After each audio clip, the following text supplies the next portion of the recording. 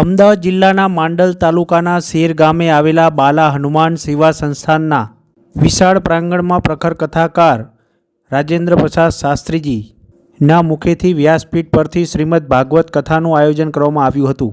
છેલ્લા 7 દિવસથી ચાલી રહી કથાનો ગતરોજ પૂર્ણાહુતિ કરવામાં આવી હતી। આ પ્રસંગે પૂર્વ નાયબ મુખ્યમંત્રી નીતિનભાઈ પટેલ, વિશ્વ ઉમિયા ફાઉન્ડેશન તથા રામધામ અમદાવાદના ટ્રસ્ટીઓ જીવણભાઈ પટેલ સહિત પૂર્વ ધારાસભ્ય લાખાભાઈ ભરવાડ, સ્થાનિક સામાજિક રાજકીય અગ્રણીઓ ઉપસ્થિત રહ્યા હતા।